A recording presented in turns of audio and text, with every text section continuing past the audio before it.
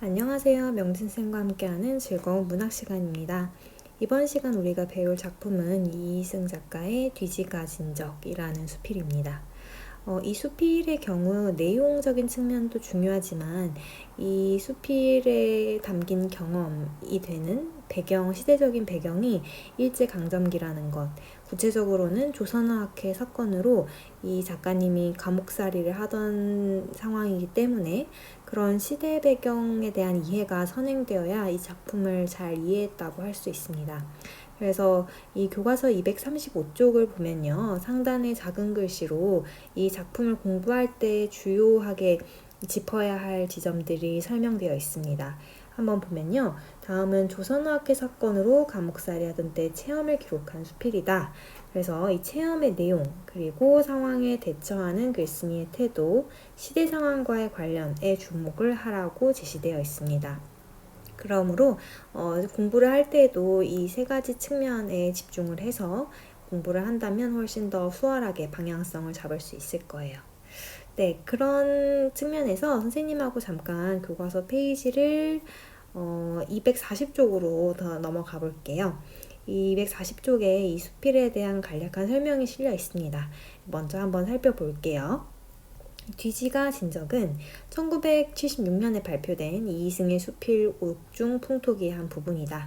글쓴이는 조선어학회 사건으로 일본 경찰에 검거되어 해방 후 풀려나기까지 만 3년 가까이 감옥살이를 하였다.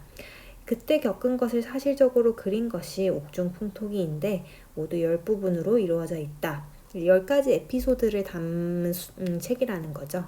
본문은 이 가운데 9번째 부분으로 제목 뒤지가 진적은 화장실에서 사용하는 종이, 그게 뒤지, 진귀한 책이다, 진적이라는 뜻이다. 열악한 환경과 탄압 속에서도 의연하게 대처하는 글쓴이의 태도가 돋보인다 라고 설명이 되어 있습니다. 그래서 중요한 점은 이 제목의 뜻을 알아야겠고요. 그리고 이런 상황에서 글쓴이가 어떻게 대처하는지도 알아야겠네요. 네, 그러면 선생님과 함께 이 작품에 담긴 내용을 살펴보겠습니다.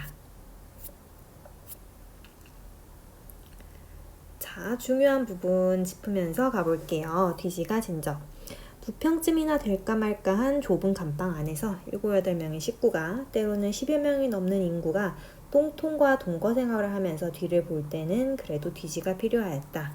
자, 이 말을 증명하듯이 옆에 있는 그림에 지금 감옥 철창 안쪽으로 보이는 똥통, 그리고 그 똥을 싼 후에 닦는 뒤지가 보이네요. 이 뒤지의 재료에 한번 주목을 해봅시다. 그러므로 경찰서에서는 이 불가피한 청구, 그러니까 뒤지가 필요하다는 청구에 응하기 위해서 뒤지를 공급하고 있었다. 원래 뒤지감에 종이를 따로 만들어 한 움큼씩 묶어서 파는 것이 있었지만 이 당시에는, 이 당시라 함은 구체적인 연도를 적어보자면 1942년에서 45년 전쟁 중에 일본이 경제적 파탄에 직면하고 있었으므로 뒤지조차 구하기 어려웠다. 그래서 이때 전쟁은 태평양 전쟁을 의미합니다. 그래서 일본이 미국과 태평양 전쟁을 치르고 있는데 이제 계속 열세에 몰리면서 경제가 많이 어려운 상황이었고 그 때문에 감옥에서 뒤지조차 공급이 어려웠다는 상황입니다. 그리하여 일반으로 신문지나, 이제 원래는 여러분 뒤지로 따로 만드는 종이가 있었는데 그것조차 공급이 어려우니 신문지 아니면 읽다만 잡지 같은 것을 썰어서 뒤지로 쓰고 있는 형편이었다는 겁니다. 감방 안에서 이걸 공급받으면 도서관에서 책을 대하듯이 귀중한 읽을거리였다. 자, 그러면 우리가 한번 궁금하게 생각해야 할 지점이요. 왜 이 작가와 그리고 그 동료들에게 이 신문지, 잡지를 썰어 만든 뒤지가 책처럼 귀중한 읽을거리였는지, 왜 그렇게 대우를 했는지 생각을 해봐야 됩니다. 그렇죠. 감옥 안에서는 이 책을 구하기 어려운 상황이고요. 책을 넘어서 읽을 거리 자체가 전무한 상황입니다. 그런데 이제 그 신문지 잡지를 썰어서 준 뒤지에는 읽을 만한 글이 실려 있는 거잖아요. 그렇기 때문에 아주 귀중한 읽을거리가 되는 거죠. 그 내용을 한번 정리해서 여기 적어 보자면요.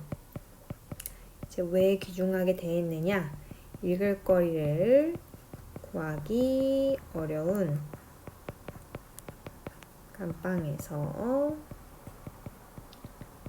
뒤지로 썰어준 신문지, 그리고 잡지에는 읽을 만한 글이 있어서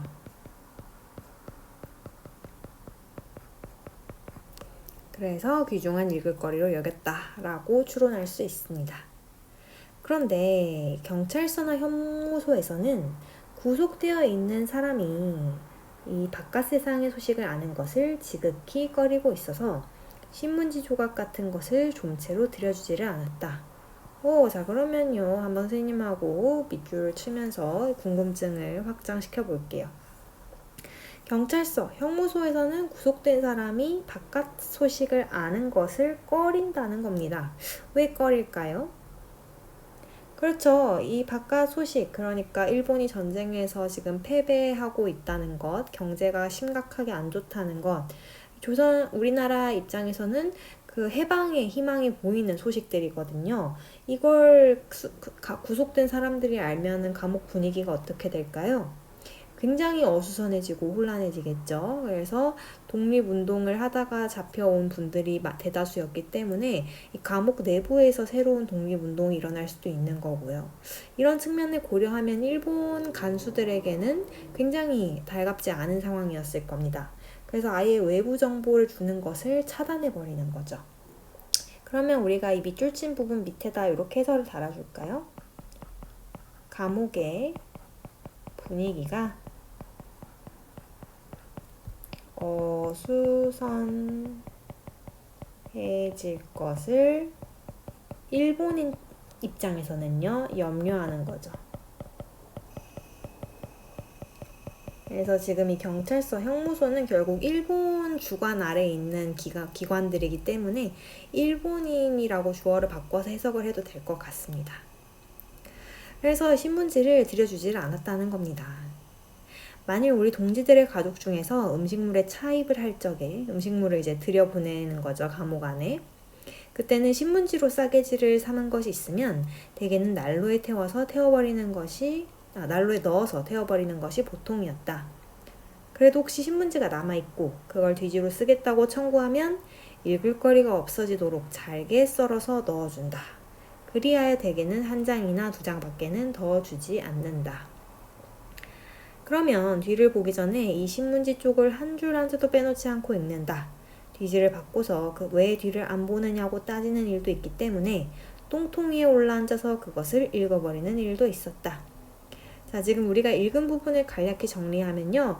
일본인들이 이 뒤지로 신문지조차 주는 것을 꺼려합니다. 그래서 뭐 태워버리거나 아주 잘게 읽지 못하도록 썰어서 주는 거죠.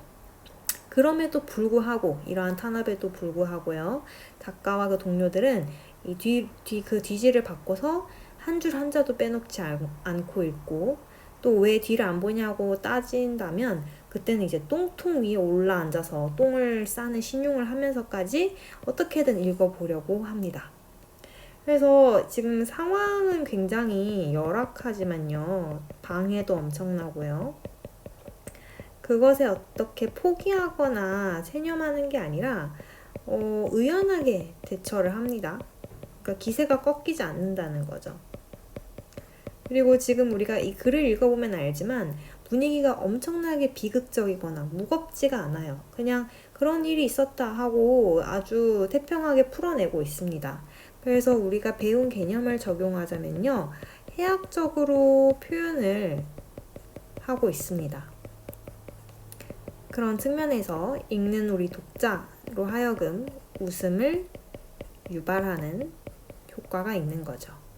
자, 이 해학이라는 키워드는 우리가 1학기 때도 아주 중요하게 배웠던 포인트이기 때문에 잘 기억을 하면 좋을 것 같아요.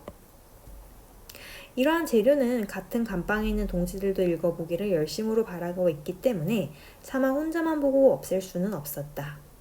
그리하여 무슨 꾀를 부리고 무슨 방법을 쓰든지 간에 신문 조각을 돌려가며 윤독하기로 하는 것이었다.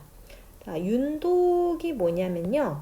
이제 여러 사람이 같은 글을 돌려가며 읽는 거예요. 그래서 상황을 정리하면 이 작가 혼자 읽고 버리는 게 아니라 다른 동료들도 읽을 수 있게 어떻게든 돌려 읽기로 다짐을 합니다. 이것을 읽되 어여시 펼쳐놓고 보는 게 아니라 손바닥 안에 감춰질 만큼 접어서 간수눈을 피해가며 몰래 읽어내려가는 것이었다.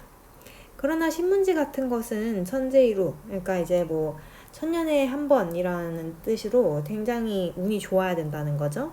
좋은 기회를 얻어야만 볼 수 있는 노릇이요.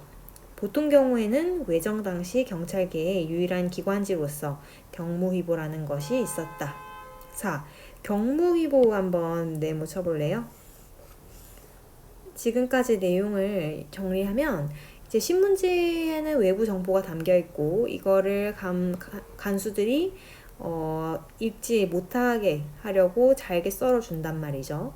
그리고 심지어 이거는 운이 좋아야 얻을 수 있는 신문지였기 때문에 평소에는 뭘 뒤지로 받느냐, 이제 경찰계 안에서 유통되는 기관 잡지 경무휘보라는 것을 쓰게 되는 겁니다.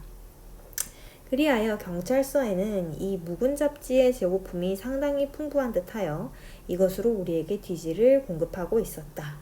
그래서 이 작가가 추측하는 것은요, 이거는 또 왜 뒤지로 줬냐? 아마 재고가 풍부하게 남아서 우리에게 줬던 것 같다 라고 말을 합니다.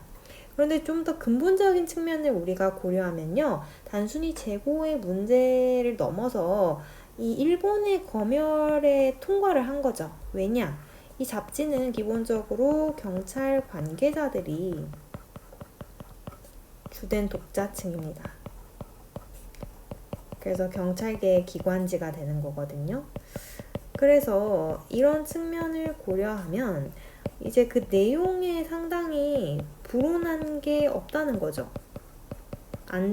일본인들 입장에서는 조선인이 읽어도 괜찮다, 안전한 수준이다, 불온한 내용이 없기 때문에 1차적으로 통과를 시킨 거고요. 그 다음에 이제 재고가 많이 남아서 라고 할 수 있는 겁니다. 그래서 항상 이런 시대 배경을 고려해서 조금 더 글을 깊이 있게 해석을 하면 좋을 것 같아요. 이 잡지는 주로 경찰 행정에 필요한 지식이나 참고사항을 재료로 하여 편집한 것인데 그 중에는 혹 취미 기사도 있고 일본 사람으로서 양행한 기행문 같은 것도 있었다. 취미 기사라 하면 선생님이 수업 시간에 그 목차를 보여줬지만 시나 소설, 대중가요 같은 예술 이런 것들도 담긴 아주 교양 잡지의 성격을 지니고 있었던 겁니다. 어쨌든 우리는 문초를 받는 일 외에는 열흘이 하루같이 아무것도 하는 일 없이 발장을 끼고 브라질을 하며 온종일 앉아 있으므로 그 무료하기란 견줘 말할 데가 없었다. 이 무료하다는요, 여러분, 공짜의 무료 아닙니다. 뭘까요? 네, 심심하다, 지루하다 할 때 무료하다입니다. 그런데 이러한 글발이 있는 종이 조각이라도 얻어 읽는 경우에는 한결 지리한 시간이 쉽사리 지나가는 것만 같았다. 더욱이 문초를 전부 마치고 그저 구속만 되어 있는 동안은 진정 세월이 더딘 것이 지리하여 견딜 수가 없었다. 정리를 하면요, 이제 이 작가님은 조선어학회 사건으로 체포가 된 상황이고, 그래서 문초를 받는다는 표현은 결국 이제 이 단체가 독립운동을 하고 있다고 일본인들은 의심을 하고 있기 때문에 그것에 대해서 수사를 받는 상황이라고 이해를 하면 됩니다.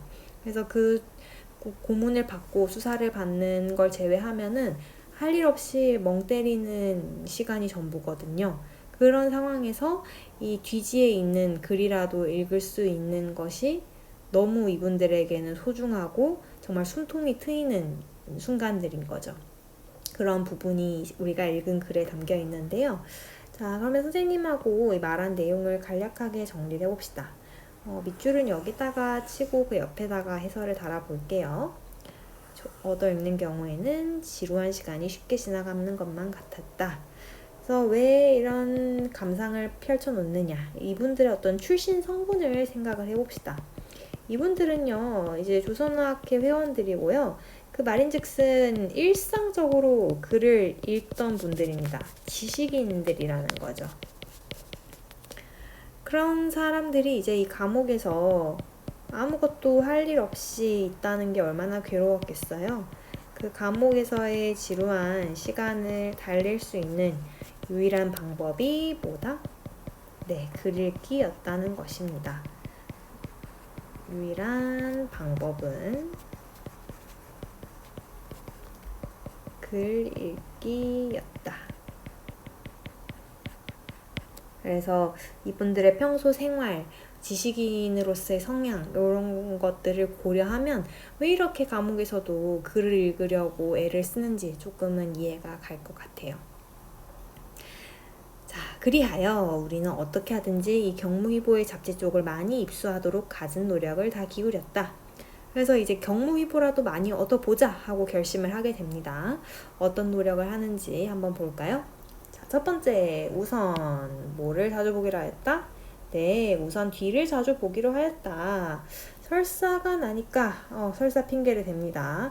한 장으로는 부족하다. 석 장, 넉 장씩 달라고 하였다. 가다가는 뒤지를 얻기 위하여 헛뒤를, 그러니까 똥이 안 마려운데 마려운 척 하면서 이제 가짜로 연기를 하는 거죠. 보는 일도 있었다. 이렇게 하여 각각 얻은 뒤지를 서로 돌려가며 보는 것이었다. 그러나 이렇게 들여주는 뒤지만으로는 진정 갈급질이 나서 못 견딜 지경이었다. 이제 욕망이 충족되지 않는 겁니다. 그리하여 다량으로 뒤지를 입수하기에 청소꾼을 이용하는 일이 많았다. 아이코, 그래서 이걸로 부족하니까 이제 청소꾼을 이용합니다. 젊은 사람이 청소하러 나가서 마치 담배를 훔쳐 들이듯이 뒤지를 걸터서 감방으로 들여주곤 하였다. 이와 같이 도둑글을 읽다가 들켜서 뒤지를 빼앗기는 일도 있었고 뺨을 맞는 일도 한두 번이 아니었다. 자, 지금 이제 여러 가지 방법을 동원해서 이 경무위보를 많이 입수하려고 하는데요. 결국은 들키죠. 들킬 수밖에 없는 구조고요. 그래서 들켜서 뒤지를 빼앗기고요. 이제 일본의 방해, 압수, 그리고 심지어는 뺨까지 맞습니다. 어떤 인간적인 모욕을 받는 거죠. 그러나 이와 같이 봉변을 당하고도 그래도 또 잡지 쪽 읽기를 단념하지 못하였다. 그래서 이분들이 이런 수치를 감내하면서도 잡지를 어떻게든 읽으려고 합니다. 그만큼 글 읽기에 대한 이 강한 욕망, 집념을 가지고 있었다는 것을 알 수 있죠. 대단합니다. 이로써 미루어 보면, 자, 이제 이 수필의 끝부분이 다가오고 있는데요. 이러한 경험을 늘어놓으면서 이분이 그 경험에서 얻은 깨달음을 정리를 합니다. 한번 선생님하고 표시하면서 읽어볼게요. 이로써 미루어 보면 사람이 하고 싶어하는 의욕은, 그러니까 사람이 뭔가를 하고 싶어하는 의욕은 벌을 받거나 모욕을 당하는 것만으로 깨끗이 청산하여 버리지 못하는 것이 역시 인간인가 싶었다. 자, 한번 이 긴 문장을 정리하면요. 사람이 뭔가를 하고 싶어하는 의욕, 그건 누구에게나 있어요. 뭐 거창한 게 아니어도 좋아요. 배가 고파서 밥을 먹고 싶다. 이것도 뭔가를 하고 싶은 의욕에 해당할 수 있는 거죠. 그런 건 벌을 받거나 모욕당하는 걸로는 그런 걸로 없어진다, 없어지지 않는다? 없어지지 않는다. 깨끗이 청산하지 못한다. 그게 없어지지 않는다는 뜻입니다. 그것이 역시 인간인가 싶었다. 이래서 인간인가? 이런 것도 인력으로 좌우할 수 없는 본능의 소치인 듯 하였다.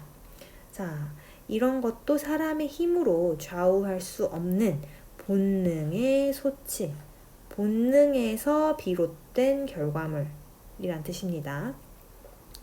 그러므로 이제 이 사람이 뭔가를 하고 싶어하는 의욕은 사람의 본능에서 온 결과물이다 라는 것이 이분의 깨달음이라고 할 수 있겠죠.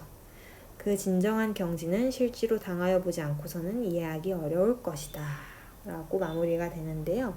그러면 한번 이분의 경험을 통한 깨달음을 우리가 정리를 해볼게요.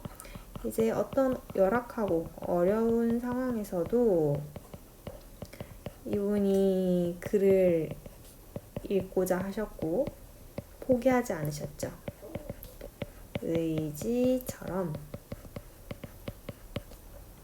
사람이 뭔가를 하고 싶어 하는 의욕은 쉽게 꺾인다, 꺾이지 않는다? 그쵸. 쉽게 꺾이지 않는데, 이 글에서 그것은 뭐에서 비롯된 소치다? 그쵸. 본능에서 비롯된 소치, 본능의 소치이기 때문이다. 라고 정리하면 되겠습니다. 네. 그래서 이분이 감옥살이 했던 경험을 토대로 사람이 뭔가를 하고 싶어 하는 욕망, 그 의욕은 꺾이지 않고 그 꺾이지 않는 이유는 인간의 본능에서 왔기 때문이다. 라는 아주 귀한 인간 철학적인 깨달음을 이제 이렇게 정리를 하는 것으로 이 수필이 마무리가 됩니다. 네, 선생님하고 지금 235쪽에서 237쪽까지 본문을 읽으며 필기를 했고요. 내용 자체는 크게 어렵지 않지만요. 시대적인 배경을 고려해서 이 문맥에 담긴 어떤 디테일들을 좀 파악을 하면 훨씬 더 방향성을 잘 잡으면서 공부를 할 수 있을 것 같아요. 네, 오늘 함께 공부하느라 고생 많았고요. 남은 연휴 즐겁게 보내길 바랍니다. 우리는 학교에서 볼게요. 안녕.